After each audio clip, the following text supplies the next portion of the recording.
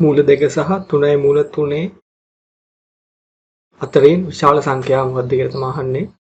මූල 2 ලියන්න පුළුවන් 2 භාග්‍ය බලය විදියට.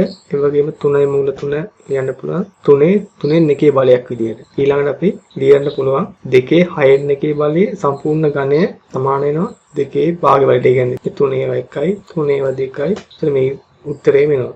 ඒ වගේම අපිට ආපහු ලියන්න පුළුවන් 3යි 3න් 1 3 6න් 1 සම්පූර්ණ ඝනය 3 6න් 1 බලයේ සම්පූර්ණ වර්ගය. එතකොට මේ 2 ඒවා 1යි 2 ඒවා 3 3න් 1ම එනවා. ඊට පස්සේ අපිට බලමාරු කරන්න පුළුවන්. එතකොට 3 2 3වෙනි බලයේ සම්පූර්ණ 6න් 1 බලය.